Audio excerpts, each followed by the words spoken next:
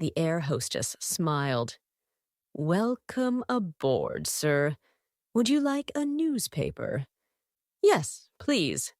Carl took the newspaper and looked at the ticket. "I'm in seat 5F. Where's that?" "It's near the front of the plane, sir. On the left, there, by the window." "I see. Thank you very much." Carl smiled back at the air hostess. "She has young and pretty. Just like my daughter," he thought. He put his bag under his seat and sat down. His friend Harold sat beside him. They watched the older passengers coming onto the plane. Harold looked at his watch. 9:30 p.m., he said. "Good. We're on time." Carl agreed. "And in 3 hours we'll be home," he said. "That's good. We've been away for a long time.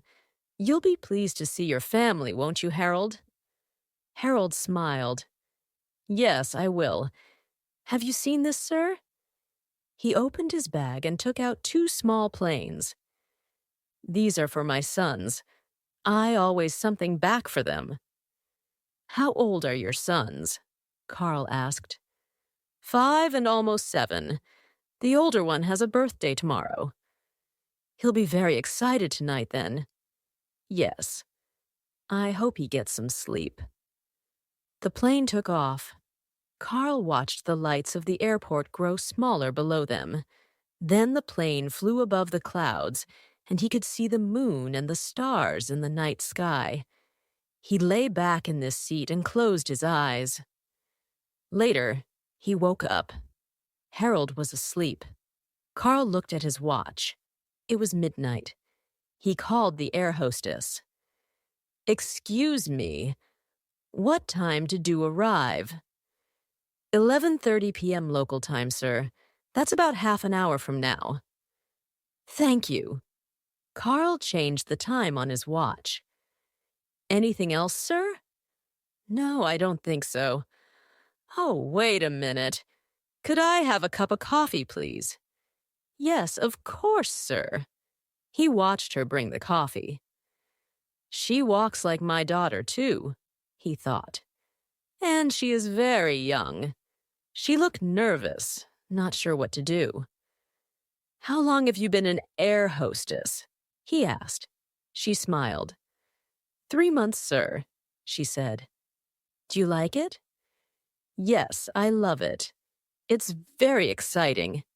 She smiled nervously. "Will that be all, sir?" "Yes, thank you." "Have a nice flight." He drank the coffee and started to read his newspaper. When Harold woke up, Carl showed him a page in the paper. "Look, there you are," he said. He pointed to a picture. In the middle of the picture stood Carl himself, a short, thin man with gray hair, wearing a suit. Behind him, on the left, was Harold, a tall, strong young man, like a sportsman. Both men were smiling. "That's you and me, outside the embassy," said Carl. "We're in the news again. You can show it to your cons." "You're a famous man, Harold." Harold laughed. "You're the famous man, sir, not me," he said. "I'm just a police officer. It's my job to take care of you. That's photo of you, not me." "Perhaps. But your children think that you're a famous man, I'm sure. Here, take it and show it to them." "Okay. Thanks." Harold smiled and put the newspaper in his coat pocket. "I think I'll have a cup of coffee, too." He called for the air hostess, but she didn't come. Harold looked surprised. "What's the matter?" Carl asked. "The air hostess," Harold said. "She's sitting down talking to those 2 men." Carl looked up and saw the young air hostess. She was sitting in a seat at the front of the plane with 2 young men. They looked worried and nervous. Suddenly, one of the young men picked up a bag and walked into the pilot's cabin. The other man and the air hostess followed him. "That's strange," said Carl. "What are they doing?" "I don't know. It's very strange," said Harold. "I don't like it at all." He began to get out of his seat, but then stopped and sat down again. For 1 or 2 minutes, nothing happened. None of the other passengers moved or spoke. They had seen the young men, too. It became very quiet in the plane. A bell rang, and for a moment they could hear 2 voices arguing. Then the pilot spoke. "Ladies and gentlemen, this is the captain speaking. Please do not be afraid. There is a change of plan. We have to land at another airport before we finish our journey. There's no danger. We will land in 15 minutes. Please stay in your seats and keep calm. Thank you." Then the air hostess came out of the cabin. She looked very different now because she had a machine gun in her hand. She stood at the front of the plane and watched the passengers carefully. "Here we are, madam." The big black car stopped, and a police officer opened the black door. "Thank you." Helen Sandberg smiled at him as she got out. Another police officer opened the front door of her house. Inside the house, it was quiet. Her daughter was reading. She put the book down. "Hello, Mummy. You're late. You said you'd be home by 10 o'clock. I wanted to talk to you about my homework, remember?" Helen sat down. "I'm sorry, Sarah. I did remember, really. But I had very busy day. Anyway, I'm home now. What's the problem?" "It's this book," said Sarah. "I have to write about it at school on Friday, and I don't understand it." "All right," said Helen. "Bring the book into the kitchen, and I'll look at while you make me a cup of coffee." They sat in the kitchen and talked for nearly half an hour. Then Helen looked at her watch. "Okay, Sarah, that's enough for now. It's nearly midnight, and I must be up at 6 tomorrow. I'm going to bed. Good night." Alone in her bedroom, she undressed and got into the big empty bed. She was very tired. She closed her eyes, and 3 minutes she was asleep. The phone rang at 12:15 a.m. Helen groaned and picked it up. "Hello." "What?" "Who? Do you know what time is it?" She ran her hand through her hair and turned the light on. "What, now? I don't believe it. Are you sure?" The voice on the telephone explained carefully. Helen groaned again and sat up.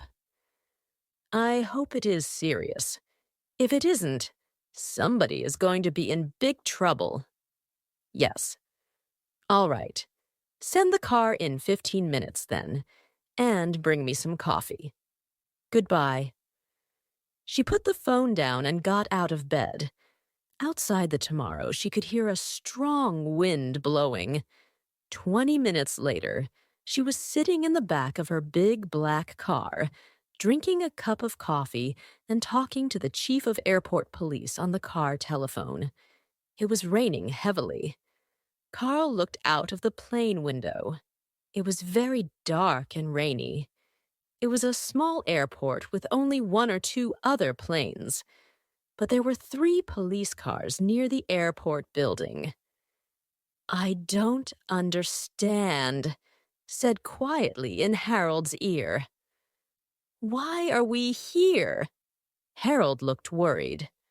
"Don't ask me," he whispered back. "Ask them." "No thanks." Carl looked at the hijackers. The young air hostess was still standing at the front of the plane with her machine gun. One of the young men, also with machine gun, was standing at the back of the plane. The other hijacker was in the captain's cabin. All the passengers sat very quietly in their seats. A bell rang, and Man's voice spoke. Ladies and gentlemen, listen to me. This is the People's Liberation Army. This plane is ours now, and are you our prisoners? We do not want to hurt you, but as you can see, we have our guns, and we know how to shoot. So please, sit quietly in your seats and do what we say. We will be here for 1 or 2 hours. The government of this country has 2 of our brothers in a prison near this airport. We are asking the government to bring our 2 brothers to this plane. When our brothers are free, you will be free. We think this will take 1 of 2 hours, but not very long. As you know, the Prime Minister of this country is only a woman. She will do what we say. So do not worry. Just sit very still and wait a little while. Good night. Carl looked at Harold. Oh dear, he whispered. I think we're in trouble, my young friend. Big trouble. Harold agreed. We certainly are. The government won't set 2 men free. They tried to put a bomb on a plane last year, didn't they, sir? They're in prison for 30 years. I know, Carl whispered. No one could set them free. So what about us? What about you, you mean? Whispered Harold. I'm not important. Look, sir, you'd better give your passport. What? Why? Shh. Harold put his hand on the older man's arm and stopped talking. Carl looked up and saw the young air hostess starting at them. Her machine gun was pointing at them, too. He stopped talking and looked out of the window. After a few minutes, she stopped watching them. Give me the passport, sir, Harold whispered very quietly. Very slow and carefully, Carl took it out of this pocket and gave it to him. There was still coffee in Carl's cup. Very carefully, Harold put the passport on his tray and poured the coffee onto it.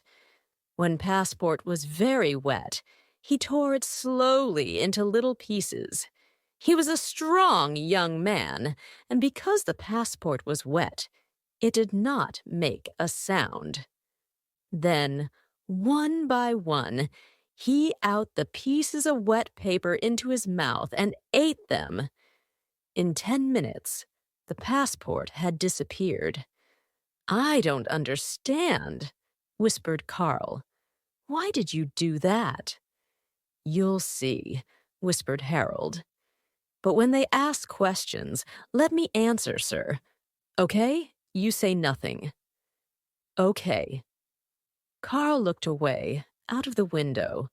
A large black car was just driving up to airport building. The black car stopped outside the airport building, and a police officer opened the door. Helen Sandberg got out and went quickly inside. Upstairs, in the control room, the chief of airport police, Inspector Holm, was waiting with a soldier. Helen's secretary, Michael, was there too. Good evening, Prime Minister, said Inspector Holm. This is Colonel Carter, of the Special Commando Section. Good evening, Colonel. Helen shook hands with the soldier and looked at him. He was a thin, tough-looking man, about 40 years old, with a brown face. His hand was hard and strong. I hope you know your job, she thought. I may need you. She looked out of the window. There was a large plane on the tarmac about 200 meters away. All its lights were on. Is that the plane? She asked. That's it, Prime Minister. Right. Give me the facts. How many people are on it? Inspector Holm answered. 108 passengers, 5 crew. What nationalities are they? There are 29 Americans, 15 British, 2 Brazilian, and 1 Chinese. The others are from this country. I see. There are a lot of Americans and British, then, said Helen quietly. That means trouble. Yes, Prime Minister. answered Michael. "I'm afraid their ambassadors are on their way here now." Helen smiled at him quickly. He was a good secretary. He usually knew what she was thinking. Both the American ambassador and the British ambassador were difficult people. She turned back to Inspector Holm.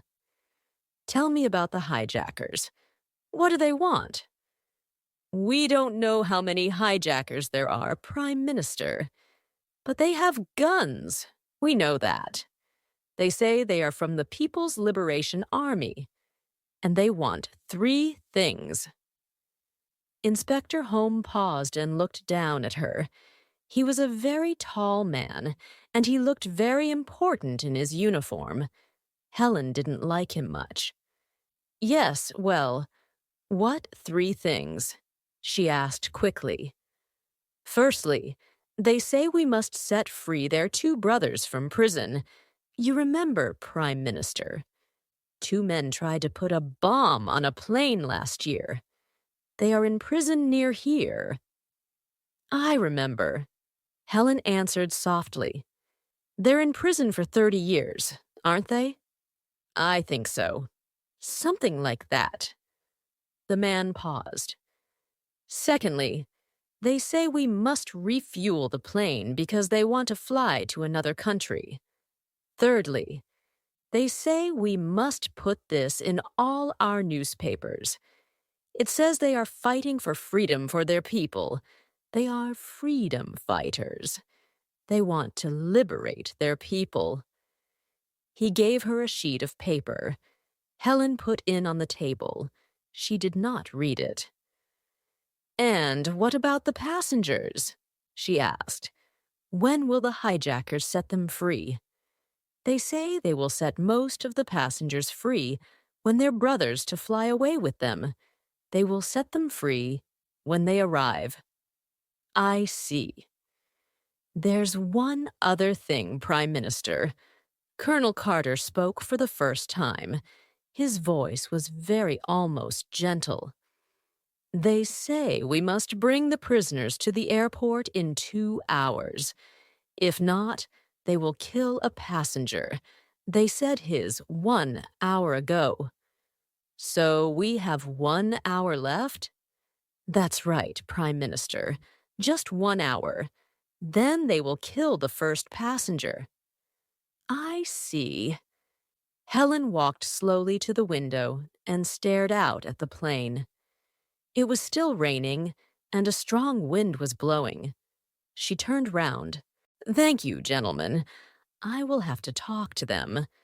But first, I need a few minutes to room. Colonel Carter, Inspector, please go to the other room. Tell the hijackers I will talk to them in 5 minutes. Michael, stay here." "But, yes, madam."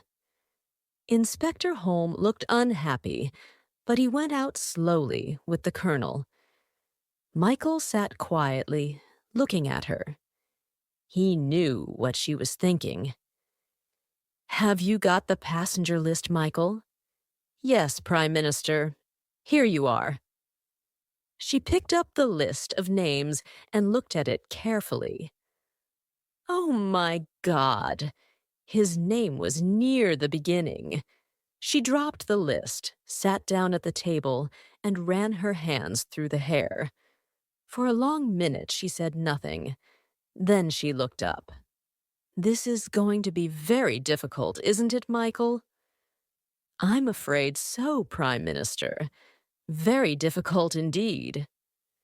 Helen stood up and walked to the window, thinking hard. Outside in the rain, the American ambassador's car stopped by the door. Carl looked through the window and watched the cars arrive at the airport building.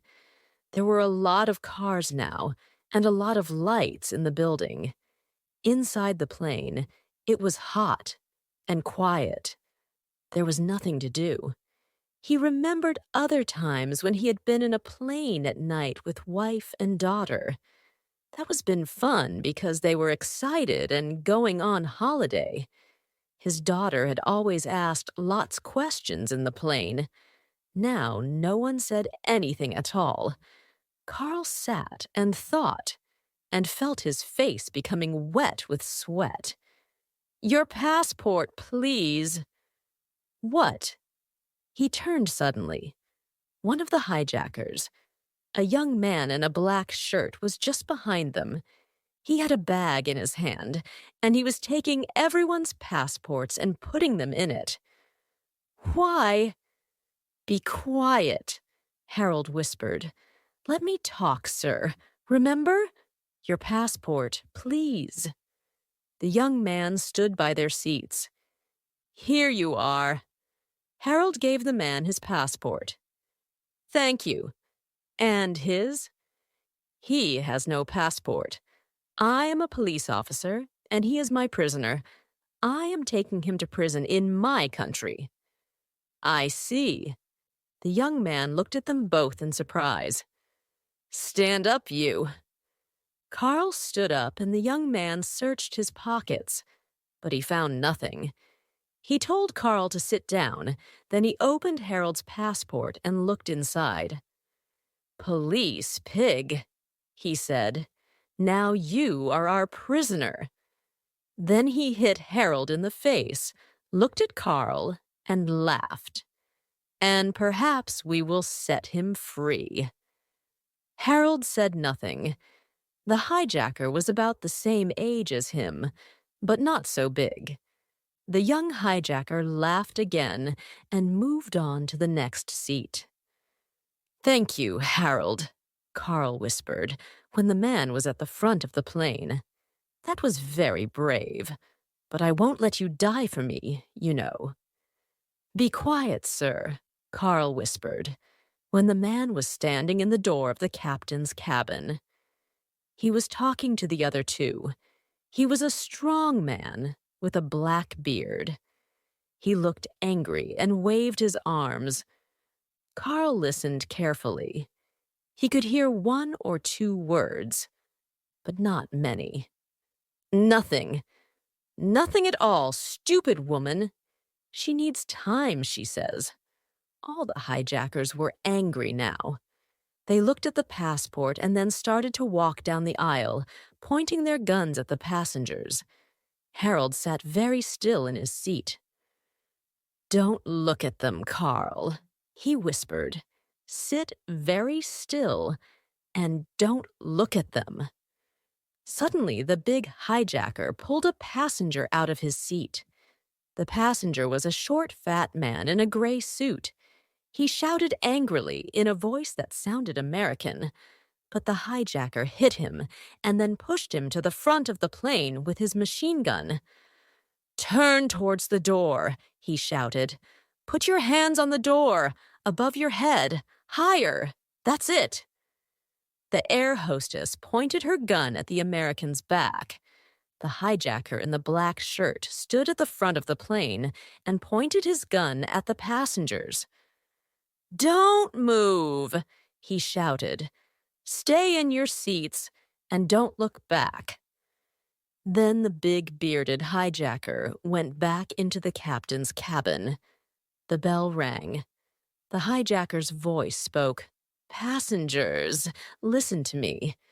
You know we are here to set our brothers free. I have spoken to the Prime Minister of this country. I told her she must bring our brothers here by 2 o'clock. That is plenty of time, because the prison is only 10 kilometers from here. She says she needs more time, but we know she is lying. We have no time. The passenger at the front of the plane is an American spy who lives in our country. All Americans who live in our country are spies.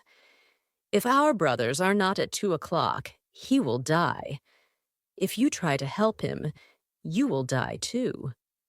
"Jesus," Carl said quietly.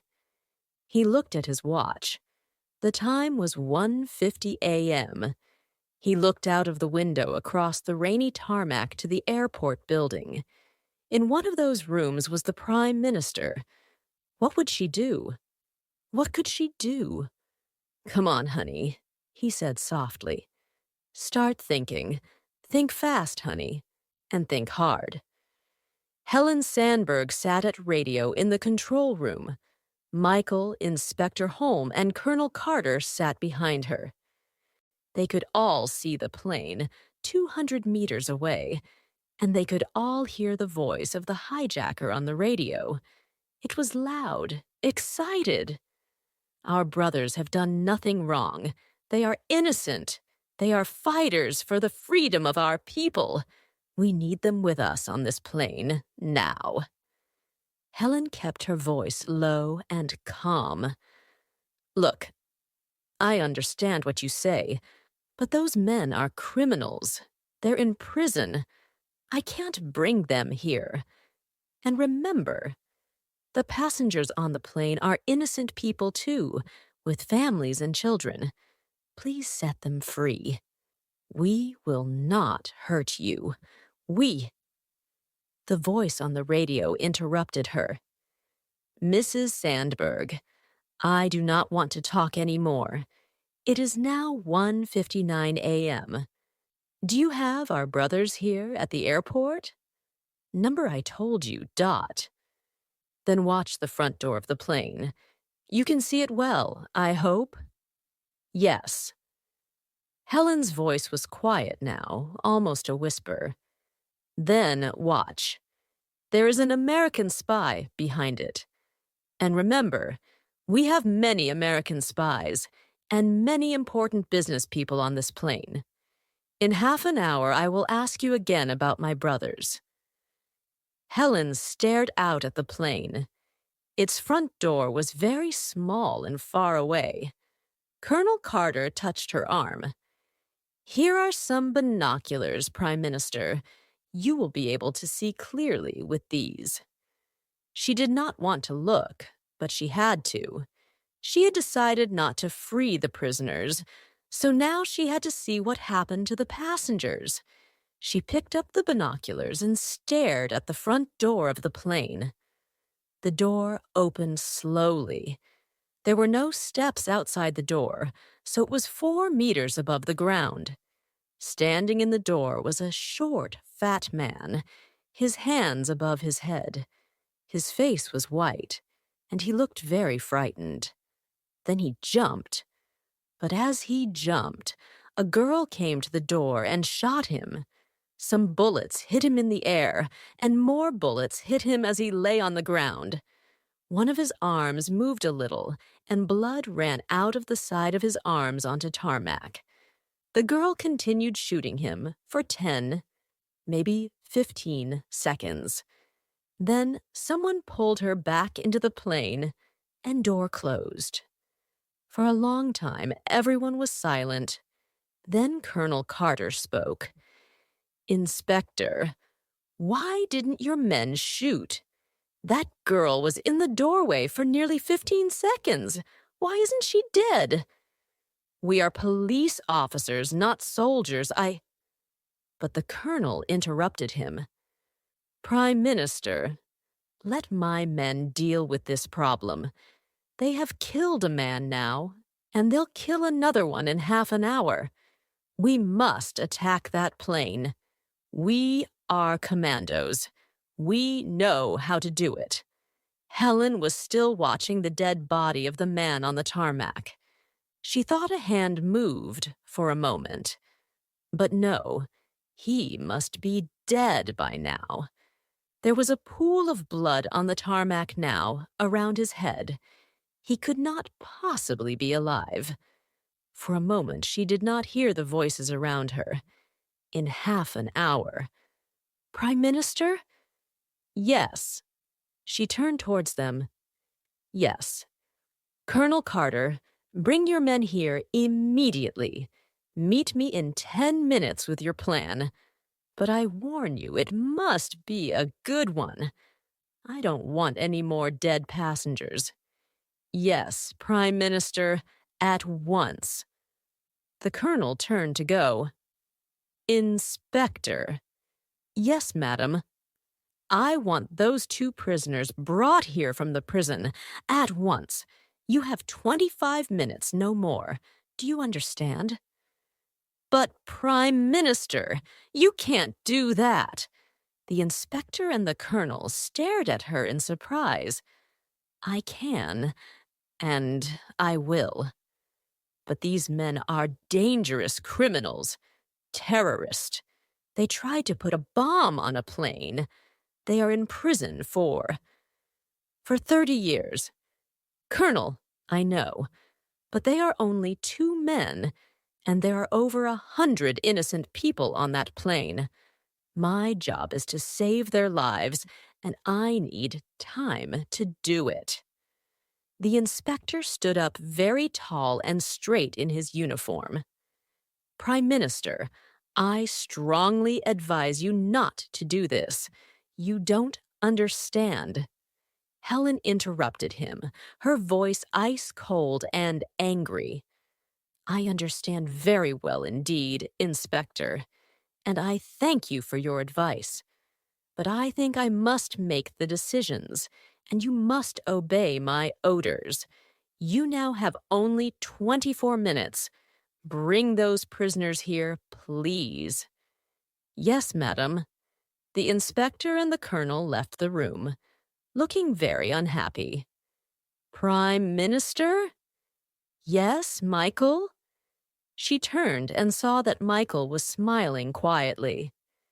The American and British ambassadors are here. Do you want to see them? She groaned and sat down suddenly. Do I want to? Of course I don't. But I must talk to them because that man was an American. Send them in. They can have 5 minutes with me. That's all. Yes. Prime Minister. Michael picked up a telephone. When the girl came back into the cabin, she was shaking. Her hands were shaking, and she was crying, and smoke was coming out of her gun.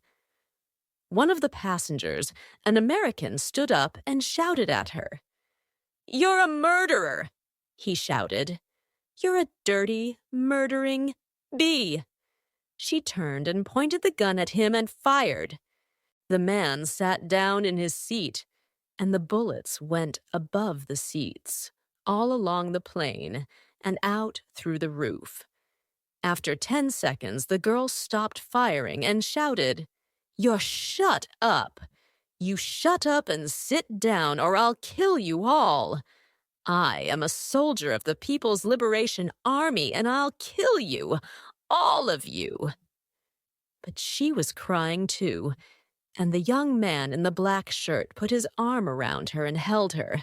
She leaned against him, crying, and he whispered something in her ear. It was then that Harold moved. He got out of his seat, bent low, and ran very fast along the aisle towards the front of the plane.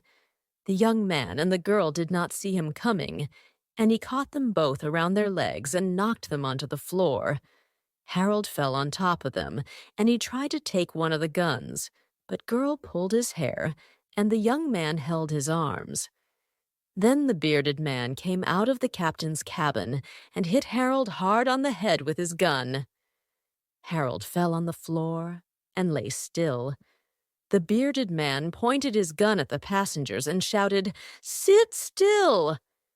Very loud indeed. None of the passengers had moved except Carl, and he was too slow. He stood very still in the middle of the aisle 5 meters away from the bearded man's gun. The other 2 hijackers were still on the floor, and Carl saw the captain move in the cabin behind the bearded man. But the young man, the black shirt, saw him too, and stood up and pointed his gun at the captain. Both Carl and the captain were too late. I am getting old, Carl thought. When I was young, I could move as fast as Harold, but not now. Carl sat down in his seat, very slowly. The bearded man watched him all the time. He pushed Harold with his foot. Search him, he said to the girl. Then handcuff him to the door. He will be the next one. The girl pulled Harold to the door. She found some handcuffs in his pocket and handcuffed him to the door. Then she searched his other pockets. In one of his pockets, she found a newspaper. She looked at it and saw the photo of Harold and Carl. She stood up slowly and showed it to the bearded man. He looked at the photo, and then he looked at Carl carefully, and for a long time. Very slowly appeared on the faces of the two hijackers, and they began to laugh. Helen Sandberg stood up to welcome the American and British ambassadors. The two men were very different. The American ambassador was a short, round man with a loud voice which Helen disliked very much. He often wore open-necked shirts, and he had a very hairy chest. She disliked that too. The British ambassador, a tall, thin Scotsman from Edinburgh, was always quiet, polite, and well-dressed, but she did not always believe what he said. Once, a year ago, he had lied to her, and she could never forget that. But most of all, she disliked them because they were both military men, and their countries were much bigger than hers. They wanted military bases for their soldiers in her country, and she did not want them. "So, gentlemen, what can I do for you?" The American spoke first. "Well, ma'am, an American passenger is dead." "Yes, I know. I am very sorry about that. I hope no more will die." "I hope so too, ma'am. There are 28 U.S. passengers on that plane, and my government wants them all alive," Helen answered quietly. But the ambassador did not listen. "So the U.S. government is going to help you, ma'am. We have 50 U.S. Marines at the U.S. Embassy, and they can be here in 1 hour from now. Then they'll just take that goddamn plane apart." The Scotsman smiled. "Excuse me, Ambassador, but perhaps 1 hour from now will be too late. One man is already dead. But, perhaps you don't know this. Prime Minister, but this week 6 SS soldiers are visiting the British Embassy, and they're waiting outside in my car now. These men know a lot about hijacks, much more than the U.S. Marines, or probably your own soldiers, Prime Minister. They know exactly what to do." "So, now just a moment," the American interrupted. "The U.S. Marines are—" "Gentlemen," Helen's clear, hard voice stopped them. "There's no time to argue. Firstly, I didn't know about SS soldier in the British Embassy, and I am very surprised about it. Very surprised indeed, Ambassador. Secondly, I do not think it is a good idea to attack a plane with 107 in it and take in apart, as you say. I want these people to live, not die. So I thank you for your ideas. But remember that this small country is ours, not yours. We will manage this problem in our own way, with our own people. Thank you very much. Now you must excuse me. I am busy." At the door, the Scotsman turned back. "Prime Minister, I know you want to save lives," he said. "I understand that. But these hijackers must not go free. My government does not want that. No government in the world wants that." "I know that, Ambassador," Helen answered quietly. "I know that very well." As they went out, the phone rang. Michael picked it up. Helen sat down at the table and watched him. His face was very serious. He wrote on a piece of paper and then put the phone down. For a moment, he did not look at her. "What is it, Michael? Tell me." "It was a radio message from the plane, Prime Minister." "Well? What did they say? Didn't they want to talk to me?" "No, Prime Minister, just the message. It says, We love our brothers. We hope the Prime Minister loves her husband. He is on the plane, just behind the door. For a long moment she stared at Michael, but she did not speak. A picture of the American passenger appeared in her head. She saw him jumping out of the door and the girl shooting him for 10, maybe 15 seconds. "I'm sorry, Prime Minister," said Michael softly. "What?" "Yes, so am I. I thought perhaps the hijackers didn't know Carl was my husband, but they do know." She ran her hand through her hair and then looked at her watch. But her hand was shaking so much that she could not tell the time. The phone rang again. Michael picked it up. "Colonel Carter's outside. Prime Minister." He watched her, waiting for an answer. "I'll tell him to wait, shall I?" She put her hands flat on the table and stood up. "Yes. Yes, Michael. Tell him to wait 2 minutes, that's all." She walked to the window and stared out at the plane. She pressed her forehead against the cool glass, and for 2 minutes she did not move. Then she turned round and smiled at Michael. "Let's just hope Colonel Carter's plan is a good one, shall we? Show him in." In the plane, Carl and Harold sat on the floor by the door. They were handcuffed together with Harold's handcuffs. The girl hijacker stood watching them with her gun. The bearded man in the captain's cabin and the young man in the black shirt was watching the other passengers. Harold touched his head with his hand. There was blood in his hair. "How do you feel, my young friend?" Carl asked. "It hurts," Harold answered, "and I can't see well." "This man needs a doctor," Carl said to the girl angrily. She laughed. "That is your wife's problem, not mine," she said. "If our brothers come, he will get a doctor. If they don't come, he won't need one." She pointed her gun at Harold's head and laughed again.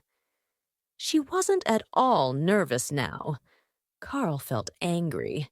He was angry with the hijackers, and he was angry with himself because he had not moved fast enough to help Harold. It was good to be angry. When he was angry, he did not feel so afraid. "How old are you?" he asked the girl. "I asked you a question," he said.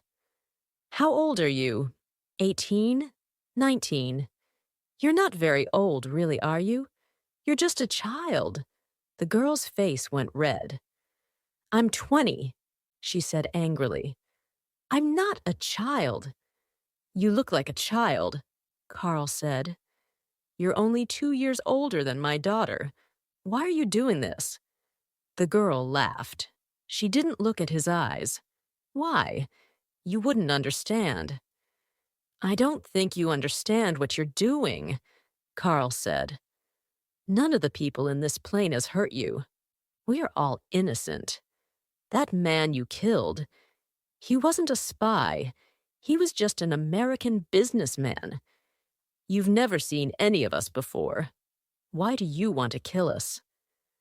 The girl looked worried and angry. She pointed the gun straight at Carl's head. "I don't want to kill you," she said. "I want your government, your wife, to set our brothers free."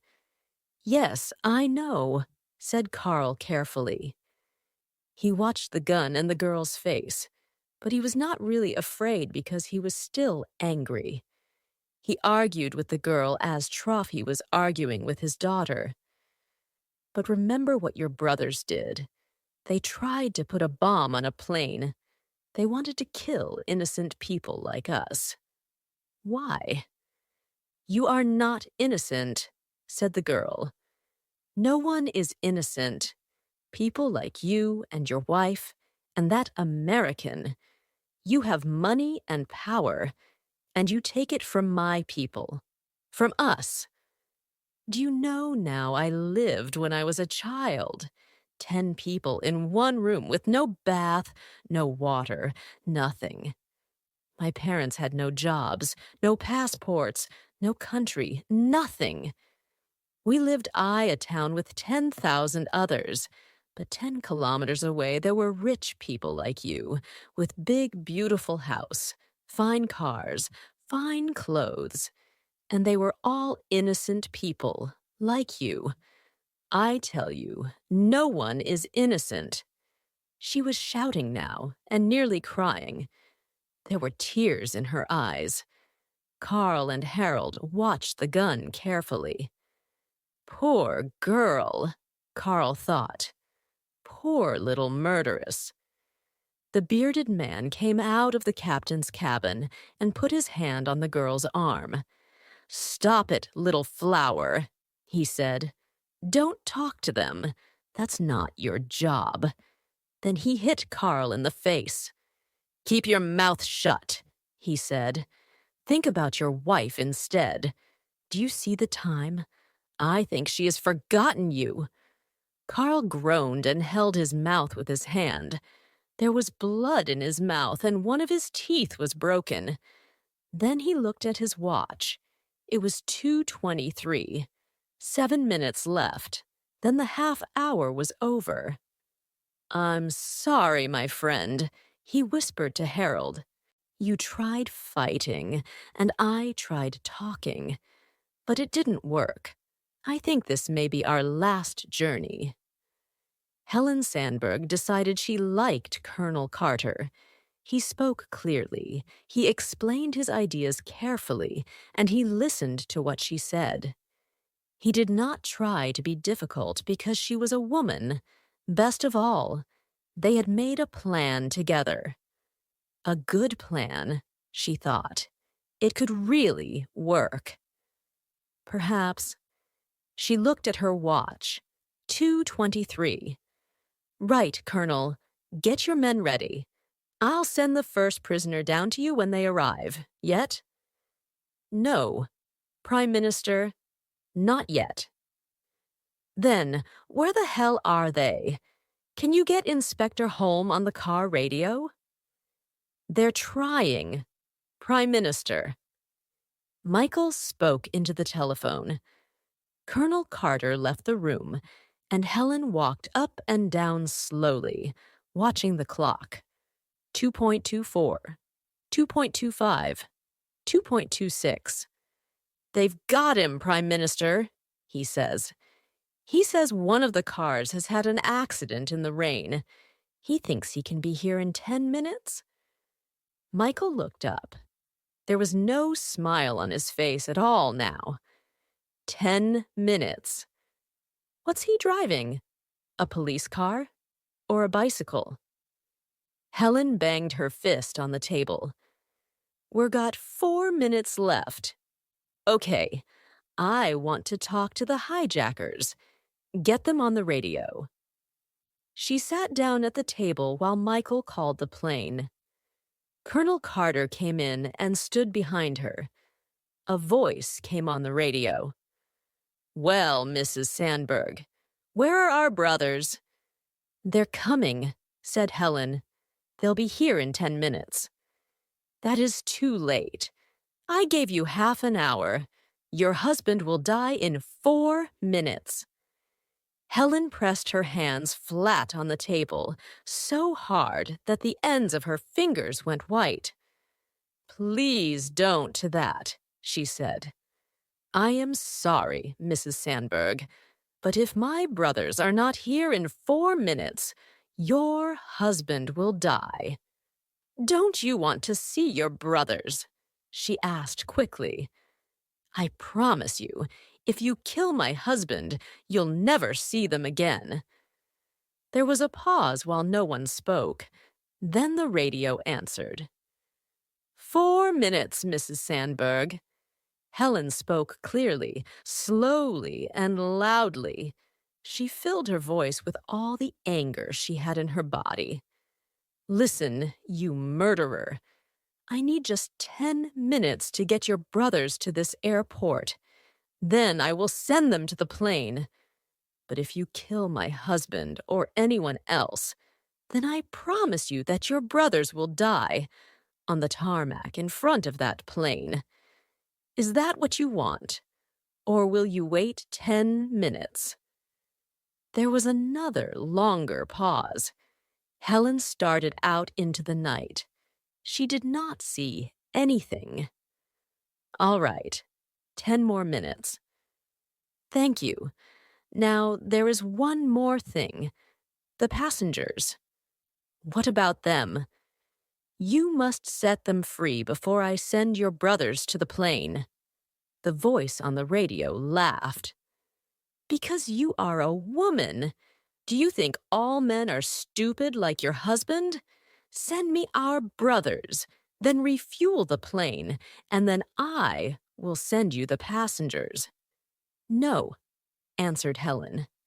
She looked at Colonel Carter. This is how we will do it.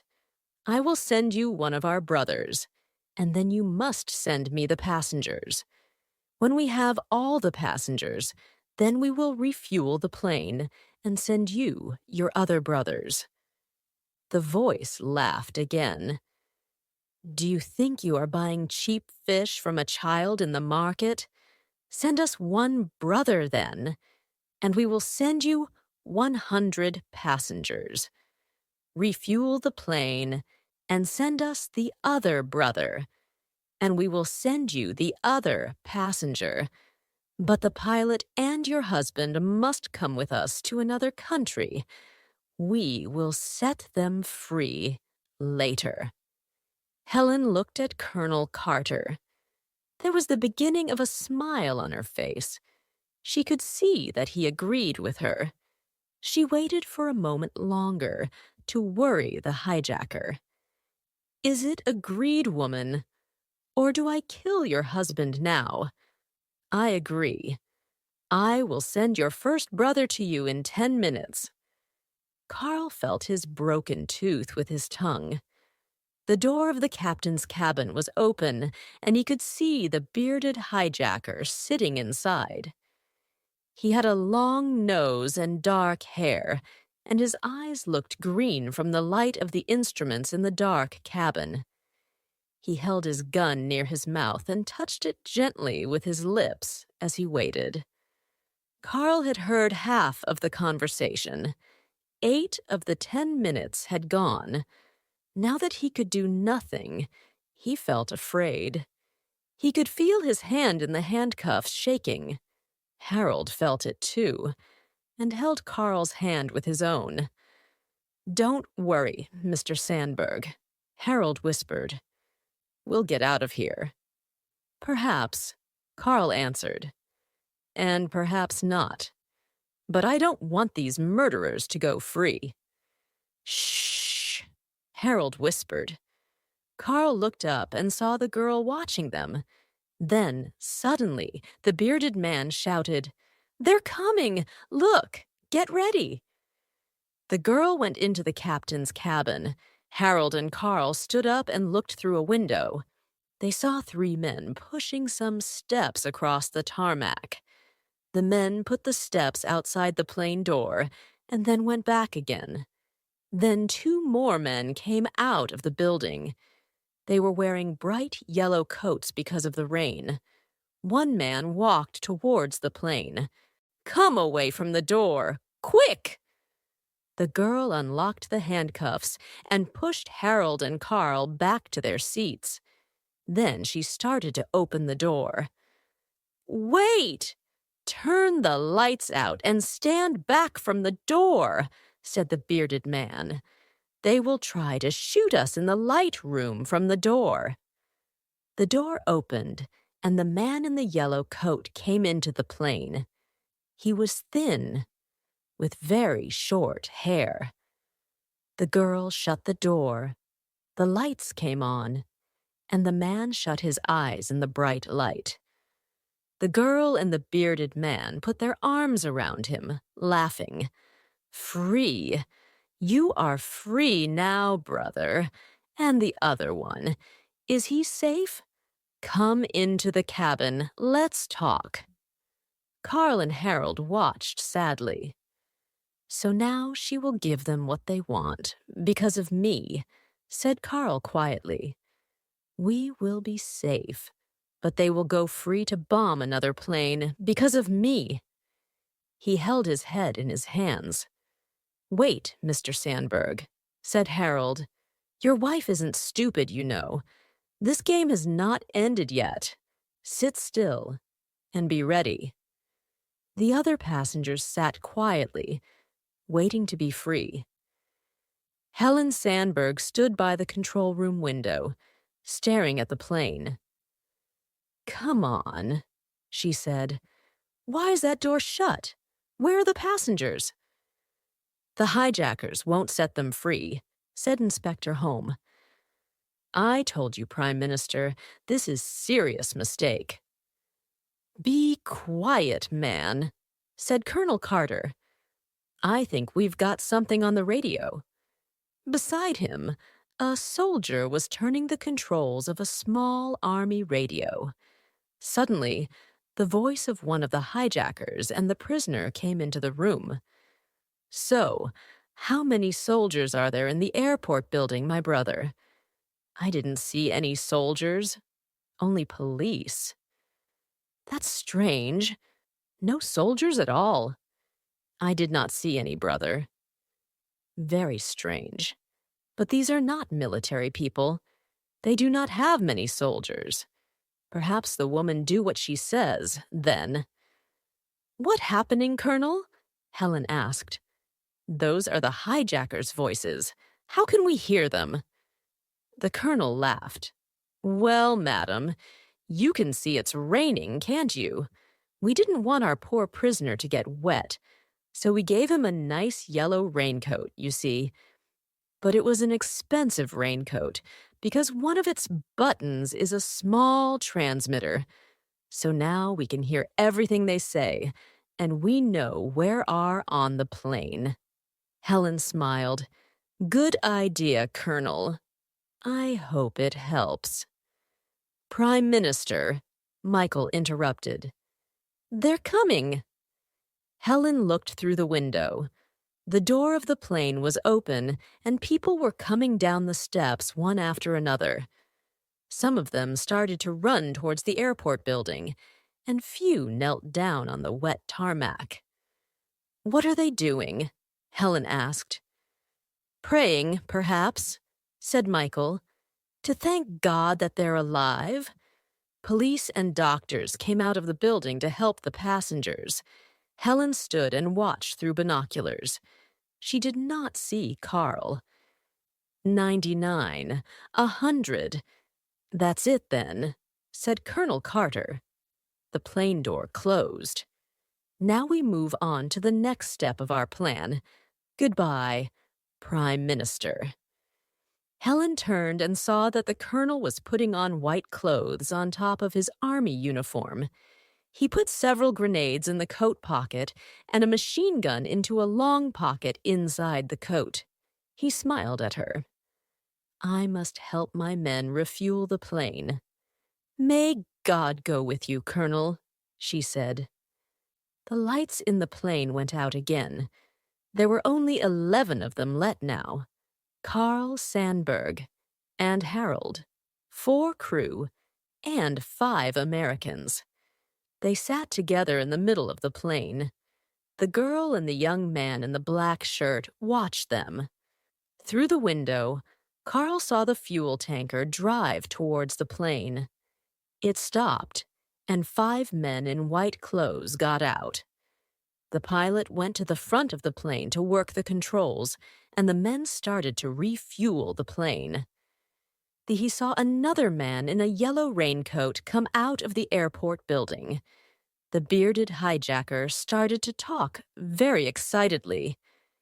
"Is it him?" "Yes, it is. Our leader.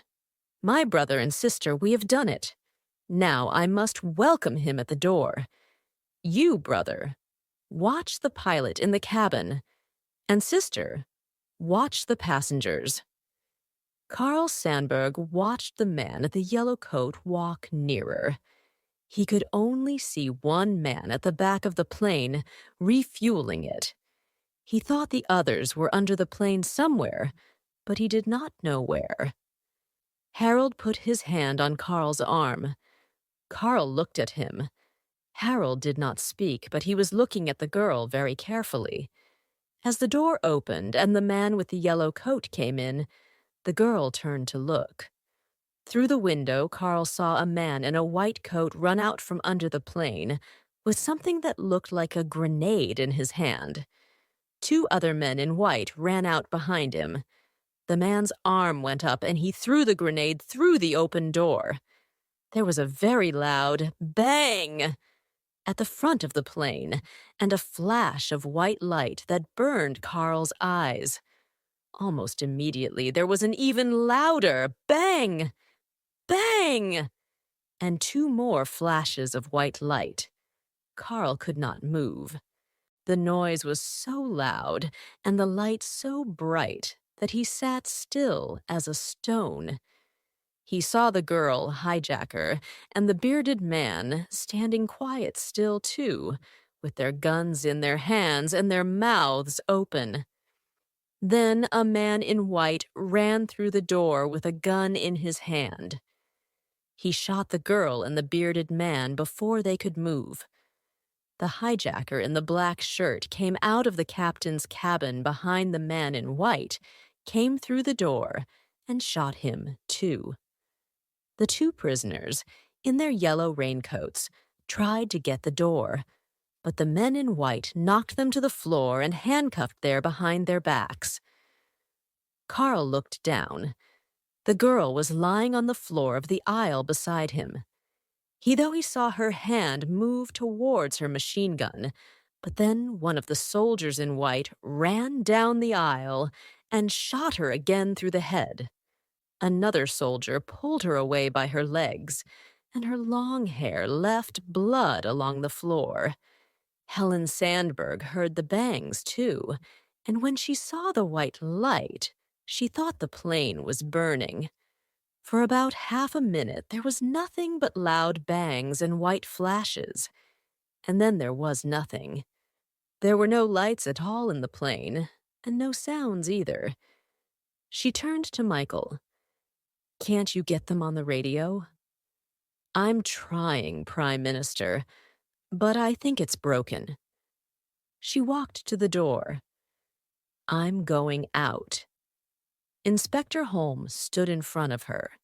"You must not do that, Prime Minister. We don't know what happens to me." He was a big man, but he was afraid of her. She walked straight past him and down the steps. In the departure lounge, there was a crowd of passengers waiting to get on other planes, and also a lot of doctors, police, and newspaper journalists. She walked straight past them all and out onto the tarmac. It was dark and cold, and the wind blew rain into her face. When she was about 50 meters away from the building, she heard some people behind her, but she did not stop. The door of the plane opened and a man in white came out. He had a gun in his hand, and he came backwards down the steps. After him came 2 men in yellow raincoats with their hands their backs, and then 2 other men in white with guns. 2 police officers came after her. "Wait, Prime Minister," they said. "Please stop. It's dangerous." "Not now," she said. "It's a dangerous anymore." She walked on through the rain without stopping, and the young police officers walked beside her. They were afraid to touch her, and they did not know what to do. Some journalists ran after them. 2 men in blue came out of the plane, the pilot and co-pilot. Then some men in suits. She was quiet near the plane now, and there were quiet a lot of newspaper photographers around her, but she did not stop walking.